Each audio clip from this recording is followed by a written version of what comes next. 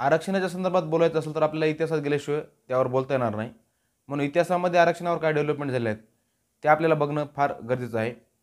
आरक्षणाच्या संदर्भात सगळ्यात अगोदर आपण जे बघितलं की 1902ला छत्रपती शाहू महाराजांनी आरक्षणाची तरतूद ब्राह्मणेतर समुदायासाठी 50% आरक्षण दिलं होतं.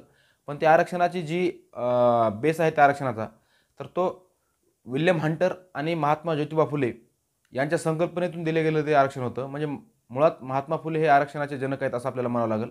आणि महात्मा फुलेंनी छत्रपती शाहू महाराजांनी महात्मा फुलेंची जी आरक्षणाची जी अ, आरक्षणाचा जो कन्सेप्ट आहे, जी संकल्पना आहे, तिला पुढे नेण्याचं त्यांच्या राजसत्तेतून राजाश्रय देऊन त्या संकल्पनेला पुढे नेण्याचं काम छत्रपती शाहू महाराजांनी केलं आहे. म्हणून महात्मा फुलेंच्या संकल्पनेतून सुरू झालेला हा जो आहे आरक्षणाचा विषय आहे, तर तो या कालच्या 1 ऑगस्ट 2024च्या देवेंद्र सिंग विरुद्ध स्टेट ऑफ पंजाब या केसपर्यंत येऊन थांबलेला आहे. आरक्षणाचे पैलू सन्मान्य सर्वोच्च न्यायालयाने संविधानाचा आधार घेऊन वेगवेगळ्या पद्धतीने त्याच्यामध्ये इंटरप्रिटेशन केलं आहे, त्याचं विश्लेषण केलं आहे. तर आरक्षण 1902ला सर्वात पहिल्यांदा आलेलं आहे. आपल्याला ते बघणं फार महत्त्वाचं आहे. त्यानंतर 1902ला शाहू महाराजांनी दिल्याच्या नंतर त्या काळचे म्हैसूर प्रांताचे जे राज्य होते, तर चौथे नलवाडी कृष्णराज वाडियार यांनीसुद्धा त्यांच्या राज्यामध्ये 1918ला म्हैसूर राज्यामध्ये आरक्षणाची तरतूद लागू केली होती. मग 1902च्या नंतर 1918ला दुसरा प्रयोग झाला, तर तो झाला म्हैसूर आजच्या केरळ या राज्यामध्ये 1918ला दिलं गेलं.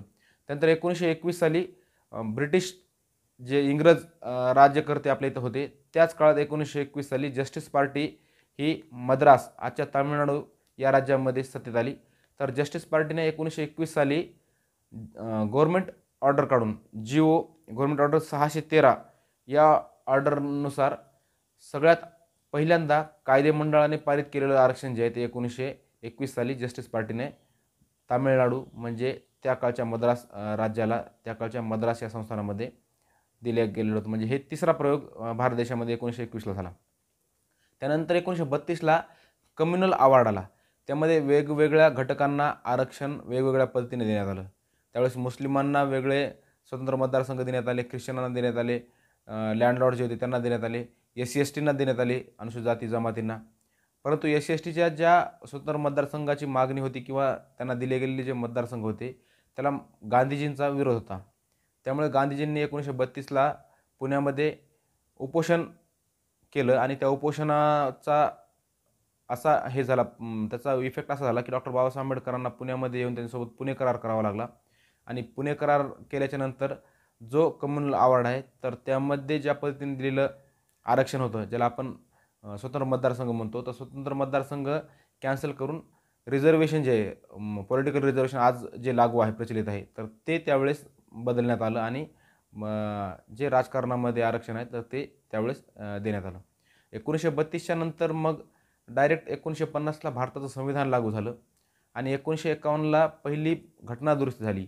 1950ला ज्यावेळेस भारताचं संविधान लागू झालं त्यामध्ये डायरेक्ट असं आरक्षणाचा काही हे नव्हता, परंतु राज्याला अधिकार आहेत की शेड्यूल कास्ट, शेड्यूल ट्राईब आणि इतर मागास अदर सोशली आणि एज्युकेशनल बॅकवर्ड, तिथे OBC हा शब्द नाही, सोशली आणि एज्युकेशनल बॅकवर्ड जे काही ग्रुप्स आहेत किंवा जे काही क्लासेस आहेत, तर त्यांच्या फेवरमध्ये राज्यांना विशेष प्रोव्हिजन किंवा विशेष तरतूद करण्याचा अधिकार आहे असं संविधान सांगत होतं. मग नंतर 1951ला जी पहिली घटना दुरुस्ती आली, तर त्या पहिल्या घटना दुरुस्तीनुसार शिक्षणामध्ये आणि रोजगारामध्ये SC ST यांना आरक्षण देण्यात येईल म्हणून ती पहिली घटना दुरुस्ती ज्याच्यामध्ये की आरक्षण लागू करण्यात आलं. भारत स्वतंत्र झाला 1947ला आणि 1951ला आपल्याला आरक्षण लागू करण्यात आले गेलेलं आहे. त्याच्यानंतर भारत स्वतंत्र झाल्याच्या नंतर आरक्षण लागू झाल्याच्या नंतर परत मग सर्वोच्च न्यायालयाचा आणि न्यायालयीन लढाई त्यानंतर आरक्षणासाठी सुरू झाली. OBCला आरक्षण 1992पर्यंत OBCच्या आरक्षणाचा जो पेज आहे तो संविधानामध्ये म्हणजे तो पुस्तकातच होता. ॲक्च्युली OBC जे सोशली आणि एज्युकेशनल बॅकवर्ड जे काही आहेत कम्युनिटी, तर त्यांचं आरक्षण कन्फर्म किंवा ज्याला आपण कॉन्क्रीट म्हणतो त्याला एक कायदेशीर बेस असा नव्हता.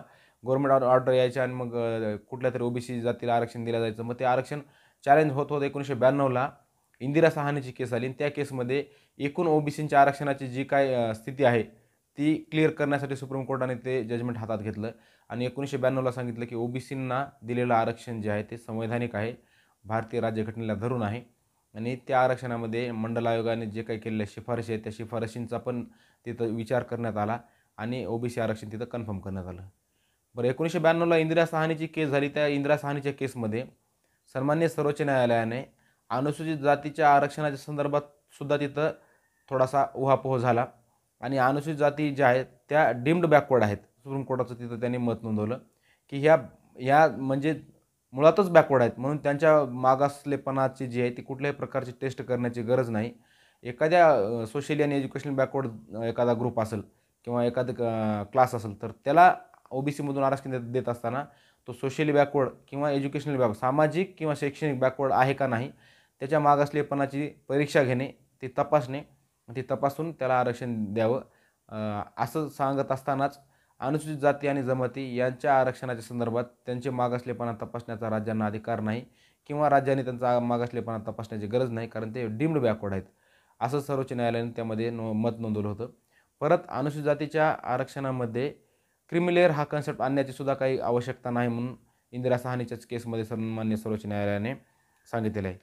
इंदिरा साहनीच्या केसच्या नंतर 2005ला एक ई.व्ही. चिन्नया नावाची जी केस आहे, तर ई.व्ही. चिन्नया हे आंध्र प्रदेशमधील एक माला समुदायाचे सदस्य होते.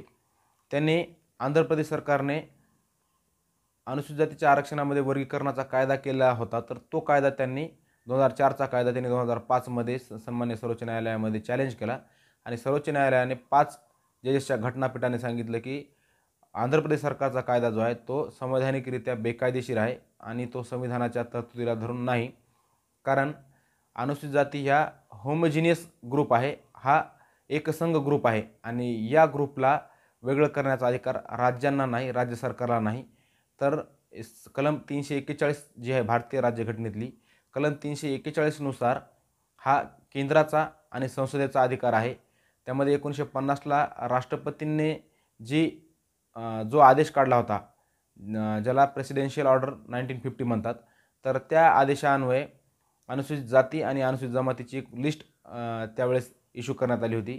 त्यावेळेस हे सगळे राज्य नव्हते, त्यावेळेस जे प्रांत होते भारतामध्ये 1950 साली बॉम्बे प्रांत असेल, तिकडं हैदराबाद प्रांत असेल, वर सीपी आणि बेरार असेल, खाली मद्रास असेल, अशा प्रत्येक राज्याच्या त्या काळच्या प्रांताच्या अंतर्गत येणाऱ्या ज्या जाती होत्या त्या सर्व जातींची मिळून 1950 साली राष्ट्रपतीने अनुसूचित जातीची एक लिस्ट म्हणून ती लिस्ट प्रसिद्ध केली आणि सर्वोच्च न्यायालयाने ई.व्ही. चिन्नयामध्ये सांगितलं की ही जी यादी आहे, ही जी लिस्ट आहे, प्रेसिडेन्शियल ऑर्डर जी आहे, तर त्या ऑर्डरमध्ये कुठल्याही प्रकारचा बदल करण्याचा जो अधिकार आहे तो केवळ आणि केवळ पार्लमेंट आणि राष्ट्रपती यांना आहे, तो राज्यांना नाही. म्हणून ई.व्ही. चिन्नयाच्या केसमध्ये 2004 साली दिले गेलेलं आरक्षण जे आहे, वर्गीकरण करण्यात आलं आरक्षण, तर ते तिथं बाद करण्यात आलं, त्याला नामंजूर करण्यात आलं.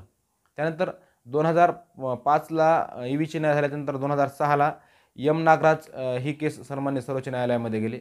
एम नागराजमध्ये जो मुद्दा आहे तो असा होता की प्रमोशनमध्येही आरक्षण देता येईल का. तिथं असं मत होतं, तिथं चॅलेंज करणाऱ्याचं असं म्हणणं होतं की एकदा एखादा व्यक्ती आरक्षणामध्ये गेला, त्याने आरक्षणाचा फायदा घेतला, तर तो तिथं लागलेल्या कर्मचाऱ्या अधिकाऱ्यांसोबत तो इक्वल झाला, समान झाला. मग प्रमोशन करत असताना मग आरक्षणाची काय वेगळी गरज. प्रमोशन दोघा जणांचं मेरिटनुसार किंवा त्यांच्या सिनियरिटीनुसार व्हायला पाहिजे. तर सुप्रीम कोर्टाने सांगितलं की नाही, इथं देखील प्रमोशनमध्ये आरक्षण वेगळं द्यावं लागेल आणि सुप्रीम कोर्टाने ते अफेल्ड केलं. त्यानंतर 2018ला आरक्षणावर केस आली दुसरी एक, तिचं नाव होतं जर्नैल सिंग. जर्नैल सिंगच्या केसमध्ये देखील सन्माननीय सर्वोच्च न्यायालयाने सांगितलं की अनुसूचित जातीच्या आरक्षणामध्ये क्रिमिलेअर हा कन्सेप्ट आणण्याची आज गरज आलेली आहे. त्यानंतर 2020ला ई.व्ही. चिन्नया जी केस आहे, तर ई.व्ही. चिन्नया केस 5 जजेसच्या बेंचने दिलेली ई.व्ही. चिन्नया केस जी आहे, तर ती केस जर्नैल सिंगचा आधार घेऊन ती केस चॅलेंज करण्यात आली. त्या केसमध्ये असं म्हणण्यात तिचा जो चॅलेंज म्हणजे ती केस रिव्ह्यूसाठी सन्माननीय सर्वोच्च न्यायालयामध्ये गेली की या केसमधला रेशो आहे तो बदलण्याची आवश्यकता आहे. त्यानंतर जस्टिस डी वाय चंद्रचूड यांनी 7 जजेसच्या बेंचकडे ती वर्ग केली आणि ती 2020 ते 2024 त्या याचिकेची सुनावणी सन्मान्य सर्वोच्च न्यायालयामध्ये झाली आणि 2024 1 ऑगस्ट 2024ला त्या केसचा निकाल सर्वोच्च न्यायालयाने दिला आणि तो निकाल देत असताना त्यांनी सांगितलं की अनुसूचित जातीच्या आरक्षणाचे जे वर्गीकरण आहे ते करण्याचा राज्यांना अधिकार आहे. ईव्हीची न्यायाची जी केस आहे त्या केसमध्ये सुप्रीम कोर्टाने घेतलेला जो स्टान्स होता, सुप्रीम कोर्टाची जी काही भूमिका होती ती चुकीची होती. सुप्रीम कोर्टाने सांगितलं होतं की आरक्षणाचं वर्गीकरण करता येणार नाही. तर ह्या 7 जजेसच्या बेंचने 6-1 असा निर्णय देत सांगितलं की अनुसूचित जातीमध्ये आरक्षणाचं वर्गीकरण करता येईल आणि अनुसूचित जाती ह्या एकसंघ जात किंवा हे त्या हेट्रोजिनियस कास्ट आहेत म्हणले ते एकजिनसी नाहीत. त्यांचं प्रत्येकाचं नेचर, प्रत्येकाचा कामाची पद्धत ही सगळ्या गोष्टी वेगवेगळ्या असल्यामुळे त्यांच्यावर झालेले अन्यायाचे प्रकार वेगवेगळे असल्यामुळे त्यांना एकसंघ जात समूह असं म्हणता येणार नाही असंही मत सन्मान्य सर्वोच्च न्यायालयाने ईव्हीची ह्या देवेंद्र सिंगच्या केसमध्ये नोंदवलं आणि ईव्हीची न्यायाला ओव्हररूल केलं ह्या 7 जजेसच्या बेंचने. मधले जे जजेस होते ह्या होत्या बेला त्रिवेदी, ज्यांनी डिसेंटिंग मत नोंदवलं, ज्यांनी ईव्हीची न्यायाच्या केसच्या बाजूने मत नोंदवलं की आरक्षण वर्गीकरण राज्यांना करता येणार नाही, तो केंद्राचा आणि राष्ट्रपतीचा अधिकार आहे असं जस्टिस बेला त्रिवेदी म्हणाल्या. आणि त्यांच्या विरुद्ध एकूण 6 जजेसने सांगितलं की आरक्षणाचं वर्गीकरण करता येईल. त्यामध्ये सध्याचे चीफ जस्टिस जे आहेत BR गवई साहेब, तर तेही होते. त्या काळचे चीफ जस्टिस DY चंद्रचूड हे होते. त्यामध्ये justice Mittal, justice Satish Sharma, justice Vikram Nath आणि जस्टिस मनोज मिश्रा असे 6 जजेस होते ज्यांनी या निर्णयाच्या बाजूने आपलं मत नोंदवलं आणि जस्टिस बेला त्रिवेदी ह्या एकमेव जज होत्या त्यांनी या निर्णयाच्या विरोधात डिसेंटिंग आपलं मत नोंदवलं. तर सुप्रीम कोर्टाने या केसमध्ये सांगत असताना घटनात्मक दृष्ट्या अनुसूचित जातीमध्ये आरक्षण वर्गीकरण अनुज्ञेय आहे, जेणेकरून आरक्षणात सर्वात मागासलेल्या घटकापर्यंत आरक्षण पोहोचवण्यात येईल म्हणून सन्मान्य सर्वोच्च न्यायालयाने सांगितलं. त्यामध्ये अनुसूचित जाती हा गट एकसंध नाही, कलम 341 किंवा राष्ट्रपतीच्या आदेशाची पायमल्ली होत नाही. राज्य सरकारला एखाद्या समूहाला आरक्षण देत असताना क्वांटिफिएबल डेटा कलेक्ट करावा लागेल आणि त्या आधारावर दुर्बल घटकांना प्राधान्याने आरक्षणामध्ये वर्गीकरण करून आरक्षण देता येईल असं सन्मान्य सर्वोच्च न्यायालयाने आपलं यामध्ये मत नोंदवलेलं आहे. जस्टिस गवई साहेबांनी त्यांच्या 281व्या पानावर पूर्ण जजमेंट जे आहे त्या जजमेंटच्या 281व्या पानावर सांगितलेलं आहे की अनुसूचित जाती आणि अनुसूचित जमाती यांच्या आरक्षणामधील क्रिमिलेअर आणि इतर मागासवर्गीय जे OBC आहेत, SC ST आणि OBC यांच्या आरक्षणामधील वर्गीकरण हे वेगवेगळं असणार आहे. जरी क्रिमिलेअरचा कन्सेप्ट आला तर तो वेगवेगळा ठेवावा लागणार आहे. सरसकट OBC सारखा SC ST मध्ये आरक्षणचं क्रिमिलेअर आणता येणार नाही असं त्यांनी सांगितलेलं आहे. परत ह्या केसमध्ये सांगितले कोणत्याही एका गटाला 100% जागा रिझर्व्ह ठेवता येणार नाहीत. अशा पद्धतीने सन्मान्य सर्वोच्च न्यायालयाने या निर्णयाच्या अनुषंगाने राज्यांना आरक्षणामध्ये वर्गीकरण करण्याचे अधिकार आहेत असा निर्णय दिलेला आहे. यामध्ये सर्वोच्च न्यायालयाने कुठल्याही राज्याला आदेश दिलेला नाही की आपण एखाद्या समूहामध्ये आरक्षणाचं वर्गीकरण करा किंवा काय. फक्त जो आरक्षण वर्गीकरण केलेला कायदा होता आंध्र प्रदेश सरकारचा, तर तो कायदा चॅलेंज केला आणि तो कायदा राज्याला अधिकार आहे किंवा नाही, तो बरोबर आहे किंवा चूक आहे हे सांगा म्हणून ते जे पार्टीज आहेत मादिगा समुदायाच्या पार्टीज तिथं पोहोचल्या होत्या. तर फक्त सन्मान्य सर्वोच्च न्यायालयाने सांगितले की हो त्यांना अधिकार आहे आणि ते करू शकतात. सर्वोच्च न्यायालयाने आरक्षणामध्ये वर्गीकरण करा म्हणून कुठल्याही प्रकारचा आदेश दिलेला नाही. फक्त सर्वोच्च न्यायालयाने सांगितलेलं आहे की जे केलेलं आरक्षणाचं वर्गीकरण आहे आंध्र प्रदेश सरकारने केलं असेल किंवा कर्नाटकाने केलं असेल, तामिळनाडूने केलं असेल, पंजाब सरकारने केलं असेल तर ते वैध आहे. त्यांना संविधानाने आरक्षणाचं वर्गीकरण करण्याचा अधिकार आहे एवढंच मत सन्मान्य सर्वोच्च न्यायालयाने नोंदवलेलं आहे. आता आपण महाराष्ट्राचा जर विचार केला तर महाराष्ट्रामध्ये आरक्षणावर अभ्यास करणारे जे काही अभ्यासक आहेत, जे काही विश्लेषक आहेत, तर त्यांच्या काही क्वेरीज आहेत, त्यांचे प्रश्न आहेत की आरक्षणात जर वर्गीकरण झालं तर मग राजकीय आरक्षणाचं काय होईल. राजकीय आरक्षणाचा जर आपण विचार केला तर महाराष्ट्र हे सर्वात उत्तम उदाहरण आहे त्याला. OBC मध्ये NT ABCD NTD अशा पद्धतीने OBC मध्ये आरक्षणाची वर्गवारी झालेली आहे. त्यामध्ये SBC देखील आहे आणि OBC वेगळं आहे. तर ह्या 4-5 घटकांमध्ये OBCच्या आरक्षणाची वर्गवारी झालेली आहे. परंतु OBCच्या आरक्षणाच्या संदर्भाने आपण जर बघितलं तर लोकल सेल्फ ज्या स्थानिक स्वराज्य संस्थांमध्ये ओबीसीला आरक्षण आहे, तर त्या आरक्षणामध्ये ह्या आरक्षणामध्ये वर्गवारी झालेला कुठल्याही वर्गाचा उमेदवार, कुठल्याही समुदायाचा उमेदवार ओबीसी म्हणून निवडणूक लढवतो आणि निवडून येतो. त्यामुळे अनुसूचित जातीच्या आरक्षणामध्ये जरी वर्गीकरण झालं तर त्या वर्गीकरणाचा राजकीय आरक्षणावर कुठल्याही प्रकारचा काही इफेक्ट किंवा प्रभाव पडणार नाही, किंवा राजकीय आरक्षणाचा आणि या आरक्षण वर्गीकरणाचा कुठल्याही प्रकारचा काही संबंध नाही. 14 पॉईंट रोस्टर जे आहे, तर त्यामध्ये काय होईल मग? त्यामध्ये आता 14 पॉईंट रोस्टरचं जर बघितलं आपण, तर पहिले 3 ओपनला, त्यानंतर ओबीसी आणि 6व्या क्रमांकाला एससी, परत 10व्या क्रमांकाला एससी आणि 14व्या क्रमांकाला एसटी. अशा पद्धतीनं जे आहे तर ते आरक्षणाचं वाटप असतं.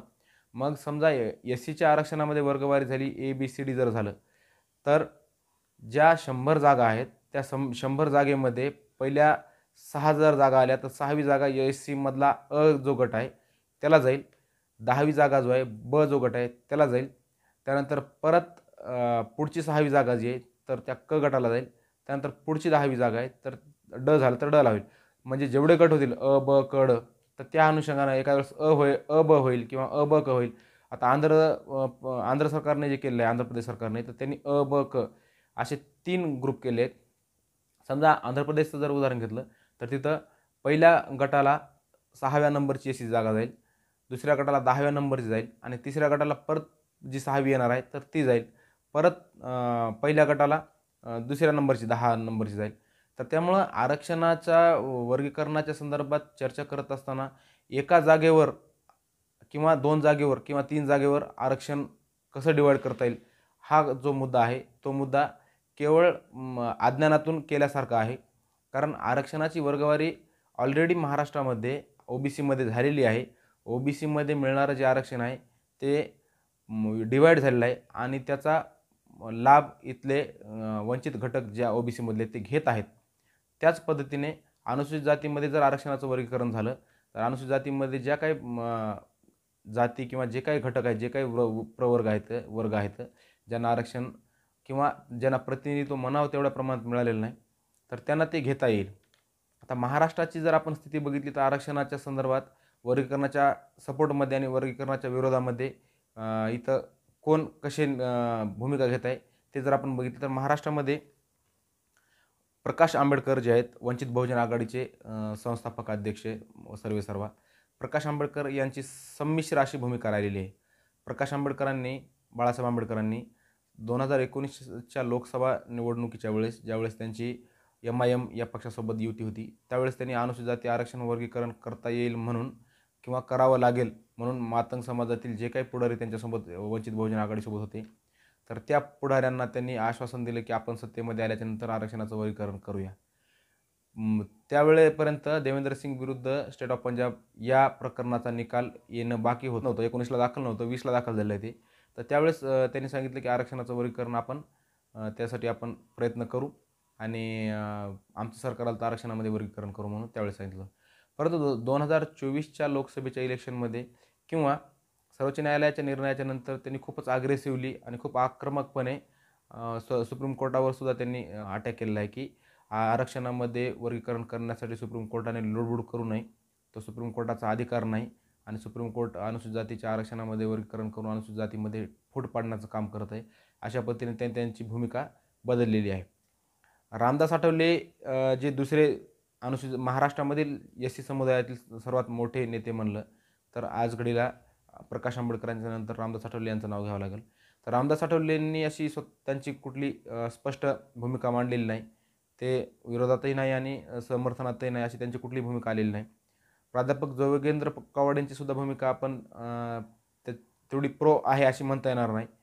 आणि जस्टिस गवई यांचे जे बंधू आहेत गवई, तर त्यांच्या भावानीच आरक्षण वर्गीकरणाचा निर्णय दिल्यामुळे त्यांची भूमिका घेण्याचा काही प्रश्न येत नाही, कारण भावाच्या जजमेंटला किंवा निर्णयाला विरोध करणार नाहीत ते असं वाटत आहे.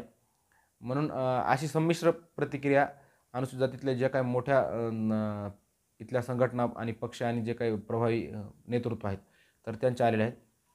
आरक्षणाच्या वर्गीकरणाच्या संदर्भात किंवा त्याच्या समर्थनार्थ महाराष्ट्रामध्ये काय परिस्थिती आहे, त्यामध्ये बाबासाहेब गोपले यांनी सगळ्यात अगोदर 8% आरक्षणाची मागणी त्यांनी केली होती. 8% आरक्षणाच्या मागणीच्या संदर्भात त्यावेळेस त्यांना मस्करीने लोक हसायचे की 8% आरक्षण कसं 13% पैकी.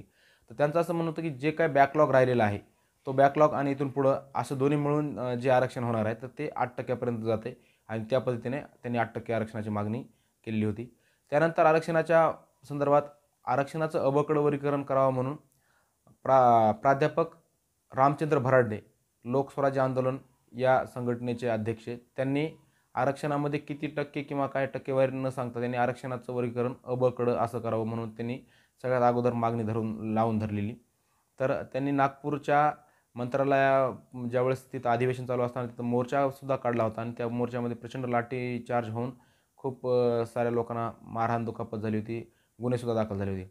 तर सगळ्यात पहिल्यांदा अनुसूचित जातीच्या आरक्षणाच्या संदर्भात एक अभ्यासपूर्ण मांडणी प्राध्यापक भरांडे सरांनी केलेली आहे. त्यानंतर आरक्षणाच्या वर्गीकरणाचा रेटा लावून धरणारे कॉम्रेड गणपत भिसे यांनी सन्मान्य सर्वोच्च न्यायालयापर्यंत, सर्वोच्च न्यायालयामध्ये सुद्धा त्यांनी फॉलोअप घेत मंदाकृष्ण मादिगा यांच्या संपर्कात राहून आरक्षण वर्गीकरणाचा लढा जो आहे तो महाराष्ट्रामध्ये त्यांनी लढलेला आहे. त्यानंतर आमदार नरेंद्र भोंडेकर यांनी देखील अनुसूचित जातीमधील हिंदू जे आहेत तर त्यांनी एकत्र येऊन आरक्षणात वर्गीकरण करावं म्हणून त्यांनी सुद्धा काही बैठका नागपूर येथे घेतलेल्या होत्या. आणि एकूणच मंदाकृष्ण मादिगा जे आहेत, मादिगा समुदायाचे प्रणेते, ज्यांनी तेलंगणा आणि आंध्र प्रदेशमध्ये आरक्षण वर्गीकरणासाठी खूप मोठ्या प्रमाणावर लढा लढलेला आहे. तर ते देखील महाराष्ट्रातील आरक्षण वर्गीकरणाच्या चळवळीसाठी नेहमी अग्रेसर असतात आणि तेही येतात आणि येथील काही छोटे मोठे मेळावे घेत असतात. तर महाराष्ट्रामध्ये जी परिस्थिती आहे, महाराष्ट्रामध्ये आरक्षण वर्गीकरणाला विरोध करणारा जो समूह आहे किंवा ज्या काही राजकीय संघटना वगैरे आहेत, तर त्यांची ताकद फार मोठ्या प्रमाणावर आहे. त्यांचं राजकीय अस्तित्व मोठं आहे, त्यांचं प्रशासनामध्ये मोठी पकड आहे आणि आरक्षण वर्गीकरणाची मागणी करणारा जो समुदाय आहे राजकारणामध्ये तेवढा प्रभाव नाही, त्यांची लोकसंख्याही कमी आहे आणि त्यांचा ओव्हरऑल त्यांची ताकद फार कमी असल्यामुळे त्यांच्या आरक्षणाच्या मागणीकडे इतर राज्यांच्या तुलनेमध्ये फार कमी लक्ष दिल्या जात आहे. आता आरक्षणाच्या वर्गवारीच्या विषयावर बोलत असताना काही जे विश्लेषक आणि राजकीय किंवा सामाजिक अभ्यासक जे आहेत, तर त्यांचं असं मत आहे की आरक्षणाचं वर्गवारी केली तर जे आरक्षणाची वर्गवारी करून मागणारे जे काही समुदाय आहेत त्यांचंच नुकसान होणार आहे. आणि ज्यांच्या नावाने आज म्हणजे थोडं स्पष्टच बोलायचं झालं तरी महाराष्ट्रामध्ये असं म्हणलं जातं की बौद्ध समाजाने आरक्षणाचा पूर्ण लाभ घेतलेला आहे सर्वात जास्त आणि बाकीच्यांना मिळालं नाही.